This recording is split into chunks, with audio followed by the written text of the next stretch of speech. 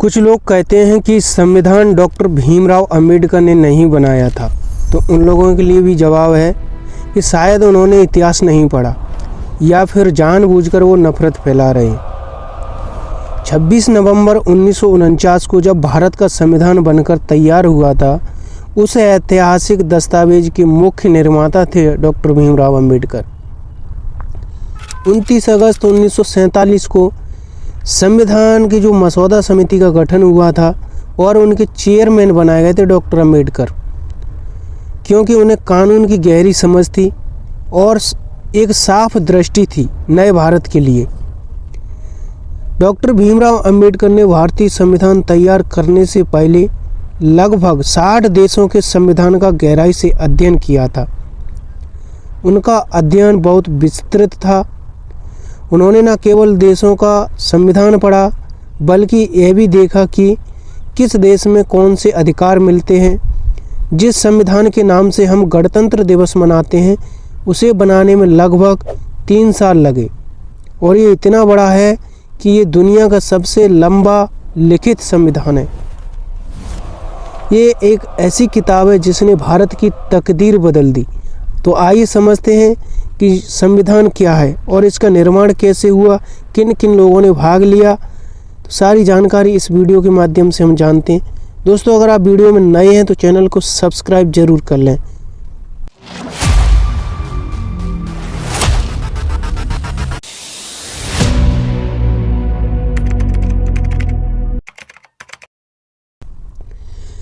तो संविधान क्या है कि किसी भी देश का संविधान उस देश की राजनीतिक जो आत्मा होता है, और यह एक तय करता है कि देश कैसे चलेगा, कौन फैसले लेगा और जनता के लिए अधिकार क्या होंगे। संविधान सिर्फ कानून का संग्रह ही नहीं होता, बल्कि ये होता है कि देश की एक सोच, विश्वास और आदर्शों का आईना होता है। हर वो सिद्धांत जिससे कोई राष्ट्र खुद को संचालित करता है, संविधान वही तय करता है। भारत का संविधान न सिर्फ कानूनों का ढांचा बनाता है, बल्कि यह संसद, कार्यपालिका और न्यायपालिका जैसे संस्थानों के बीच संतुलन भी बनाकर रखता है। और सबसे बड़ी ज़रूरी बात यह है कि जनता और सरकार के बीच रिश्ते को भी परिभाषित करता है। किसी भी देश का संविधान उस देश की राजनीतिक आत्मा होता है और ये तय करता है कि देश कैसे चलेगा, कौन कैसे फैसला लेगा और जनता के अधिकार क्या होंगे। तो जब ये संविधान बना, क्योंकि हमारा देश आज़ाद होने की कगार पर था, तो ब्रिटिशों ने सोचा कि अभी भारत की स्वतंत्रता होनी चाहिए। तो उन्होंने कहा गया कि अपने भारत देश के लिए एक संविधान होना ज़रूरी है। तो इसमें जब साल 1945 का वो दौर था जब द्वितीय विश्व युद्ध का अंत हो चुका था, जुलाई 1946 में संविधान सभा के लिए एक चुनाव हुए और दिसंबर 1946 में संविधान सभा की पहली बैठक हुई। द्वितीय विश्व युद्ध की समाप्ति के बाद जुलाई 1945 में ब्रिटेन में एक सरकार बनी। इस नई सरकार ने भारत संबंधी अपनी नई नीतियों की घोषणा की तथा एक संविधान निर्माण करने वाली एक समिति बनाने का इन्होंने निर्णय लिया। भारत की स्वतंत्रता के प्रश्न का हल निकालने के लिए ब्रिटिश प्रधानमंत्री एटली ने कैबिनेट के 3 मंत्री लॉरेंस, क्रिप्स और अलेक्जेंडर, इन तीनों को भारत भेजा और इन मंत्रियों के जो दल को एक कैबिनेट नाम दिया गया, जो कैबिनेट मिशन के नाम से जाना जाता है, इनको भारत भेजा। और 15 अगस्त 1947 को भारत के आज़ाद हो जाने के बाद यह संविधान सभा पूर्णतः संपन्न हो गई। इस सभा ने अपना कार्य 1 दिसंबर 1946 से आरंभ कर दिया। संविधान सभा के सदस्य भारत के राज्यों की सभाओं के निर्वाचित सदस्यों के द्वारा चुने गए थे। डॉक्टर राजेंद्र प्रसाद भीमराव अंबेडकर, सरदार वल्लभ भाई पटेल, श्यामा प्रसाद मुखर्जी, जवाहरलाल नेहरू, मौलाना अबुल कलाम आज़ाद आदि इस सभा के प्रमुख सदस्य थे। इसमें अनुसूचित वर्गों से भी 30 से ज़्यादा सदस्यों ने इसमें भाग लिया और ये शामिल हुए थे।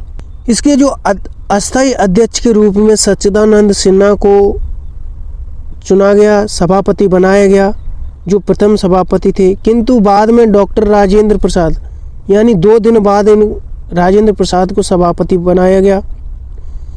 डॉक्टर भीमराव अंबेडकर को मसौदा समिति का अध्यक्ष चुना गया। संविधान सभा ने 2 वर्ष 11 माह और 18 दिन में कुल 114 दिन बैठक की। इसकी बैठक में प्रेस और जनता को भाग लेने में स्वतंत्रता मिली।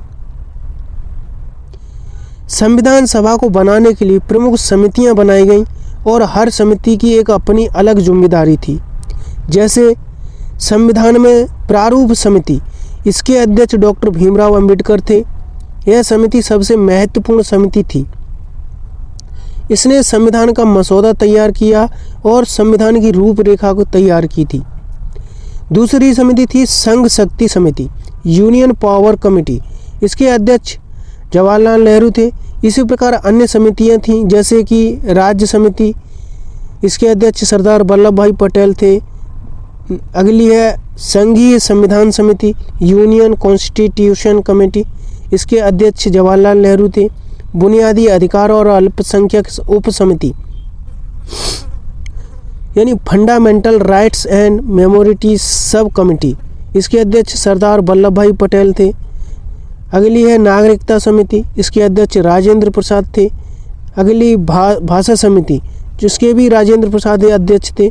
नेक्स्ट है नियम और प्रक्रिया समिति, ये रूल्स ऑफ प्रोड्यूस कमेटी, जो इसके भी राजेंद्र प्रसाद अध्यक्ष रहे थे। नेक्स्ट है प्रेस और प्रचार समिति, इसके अध्यक्ष जो के एम मुंशी थे। अगली समिति है संघीय न्यायपालिका समिति, यानी फेडरल जुडिशियरी कमेटी। इसके अध्यक्ष सर अल्लादी कृष्ण स्वामी अय्यर थे। कुल मिलाकर संविधान सभा में 22 समितियां गठित की गई थीं। इनमें से 8 प्रमुख समितियां और बाकी उप समितियां थीं। इन सभी के कार्यों से मिलकर हमारा जो संविधान बना और 26 जनवरी 1950 को लागू हुआ था। अब बात करते हैं कि प्रारूप समिति की क्या भूमिका थी, क्यों डॉक्टर अंबेडकर को प्रारूप समिति का अध्यक्ष बनाया गया था और ये क्या थी प्रारूप समिति। तो प्रारूप समिति की बात करें तो ये सबसे महत्वपूर्ण समिति थी, जिसे भारत का संविधान लिखने की एक जिम्मेदारी थी, क्योंकि ये जिम्मेदारी बहुत महत्वपूर्ण थी। और प्रारूप समिति का जो गठन किया गया था 29 अगस्त 1947 को किया गया था। संविधान सभा ने जब विभिन्न मुद्दों पर चर्चा कर ली तो उन सभी चर्चाओं और निर्णयों को एक विधिक कानूनी रूप देने के लिए इस समिति का गठन किया गया। इसके लिए 7 सदस्यों को नियुक्त किया गया था, जिसमें इस समिति के अध्यक्ष के रूप में डॉक्टर भीमराव अंबेडकर को चुना गया। इन्हीं के साथ साथ उन्हें समिति का अध्यक्ष बनाया गया और उन्होंने इसे बड़ी कुशलता से नेतृत्व दिया। इसलिए उन्हें अक्सर भारतीय संविधान का वास्तुकार यानी भारतीय संविधान का जनक भी कहा जाता है। अन्य सदस्य थे जैसे N Gopala Swami Ayyangar, Alladi Krishna Swami Ayyar, K M Munshi, C R Ayyangar, B L Mitra की जगह इन्हें बाद में लिया गया था। मोहम्मद सैफुद्दीन किचलू, इन्होंने इस्तीफा दे दिया था। बाद में डी.पी. खेतान आए इनकी जगह पर, और टी.टी. कृष्णामाचारी जो बाद में जोड़े गए थे। शुरुआत में 7 सदस्य थे, बाद में 5 सदस्य ही बचे थे। 2 सदस्यों की जगह नए सदस्य लिए।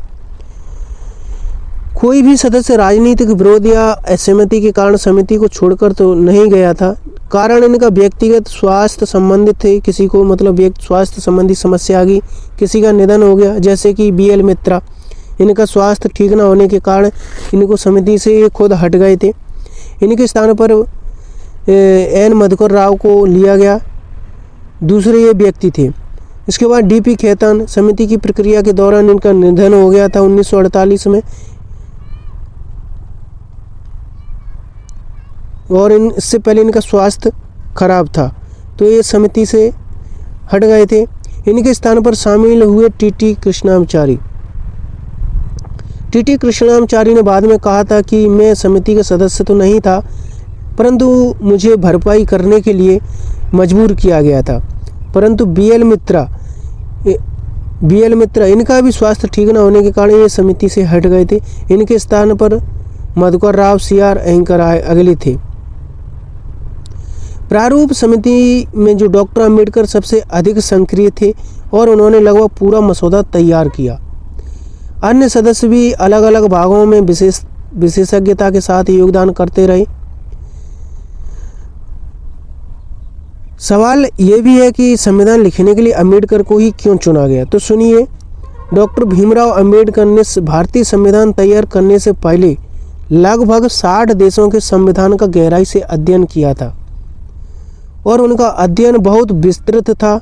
उन्होंने न केवल देशों का संविधान पढ़ा बल्कि यह भी देखा कि किस देश में कौन से अधिकार मिलते हैं, सत्ता का विभाजन कैसे होता है, न्यायपालिका और कार्यपालिका के बीच संतुलन कैसे रखा जाता है, अल्पसंख्यकों की सुरक्षा कैसे होती है, दलित पिछड़ों की सुरक्षा का अधिकार कैसे होना चाहिए और कौन कौन सी व्यवस्थाएं भारतीय समाज के लिए उपयुक्त होंगी।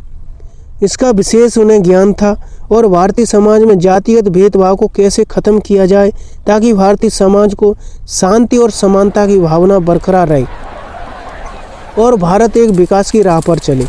और इस प्रकार डॉक्टर अंबेडकर ने 2 वर्ष 11 माह और 18 दिन में भारतीय समाज के लिए एक नया लिखित संविधान दिया।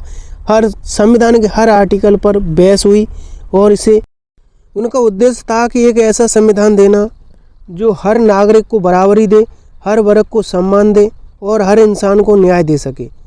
आज जब हम अपने अधिकारों की बात करते हैं तो याद रखें कि उनके पीछे खड़ी है डॉक्टर अंबेडकर की कलम और उनकी अनगिनत रातों की मेहनत। अगर आपको यह आपको जानकारी प्रेरणादायक लगी हो तो इस वीडियो को लाइक करें और चैनल को सब्सक्राइब करें और शेयर करना तो भूलें ही ना। और ऐसी ऐतिहासिक तथ्य वीडियो को जानकारी लेने के लिए चैनल को सब्सक्राइब करके बेल आइकन प्रेस कर लें ताकि जो भी वीडियो अपलोड हो सबसे पहले आप तक पहुंचे। तो चलिए मिलते हैं अब एक नई वीडियो में नई जानकारी के साथ। तब तक के लिए जय भीम, जय भारत।